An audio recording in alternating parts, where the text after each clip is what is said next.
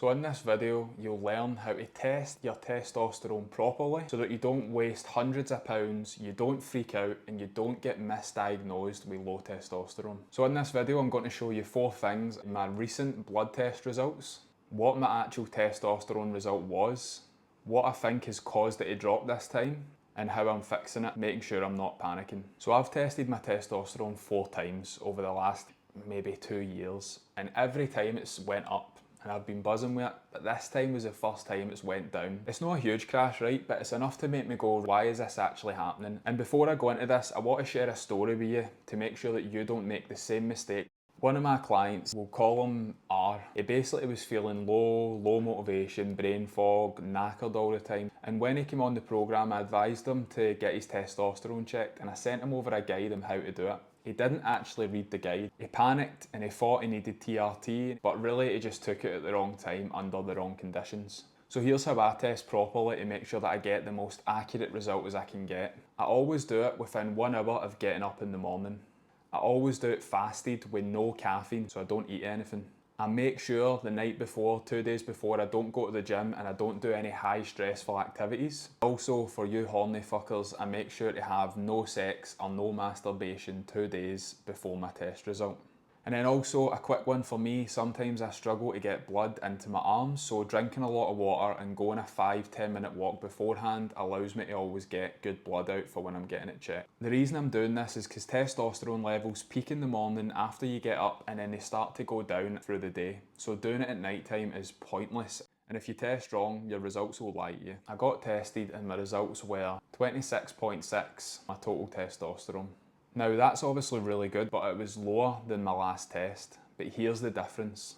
Last time I was 88 kg, I was getting up at 6 in the morning, I was working 8 to 10 hours a day, and I had a more relaxed routine. This time, 83.5 kg, so I've been in a fat loss phase. I'm getting up at 10 in the morning, so my sleep cycle's a bit different, but I'm still getting 8 hours. I'm working 10 to 12 hours a day, and I'm living in Thailand. So to be honest, I actually expected more of a drop. So to see it only go down by 1 point or so, I was actually really happy with that because it shows the system that I'm using is working. So I sleep well, I eat enough, there's no hard dieting, I train 3 times a week, I walk daily, and I manage my stress. All the things that's needed to boost your testosterone naturally. So this time I didn't actually bother to check my free test and my SHBG.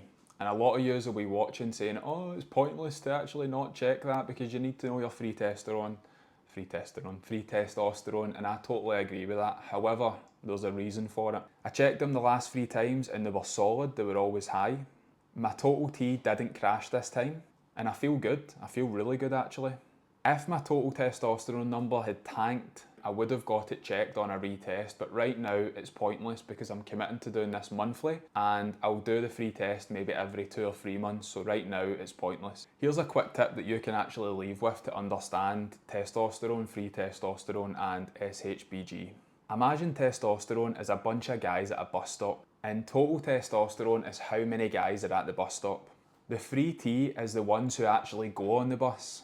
And then the SHBG is the amount of people that are blocking the road. So even if your total testosterone is high, all it matters is how many people are actually on the bus, the testosterone you can use, which is free test, and what is the journey like for it to get there? Is there a lot of people blocking it? And also having really low SHBG can actually be a bad thing as well, so don't try and just hammer it down into the ground. Based on my results, I'm just going to double down on what I'm already doing: sleeping well, eating well, training well, and making sure that I'm not relying and looking at a screen all day. Most guys will wait until they crash before they fix it. I'm just making sure that I don't crash in the first place. So quickly, if you've ever checked your testosterone before and it's been a bit low, actually ask yourself, did you test it in the right conditions? And did you actually think about it before you've done it?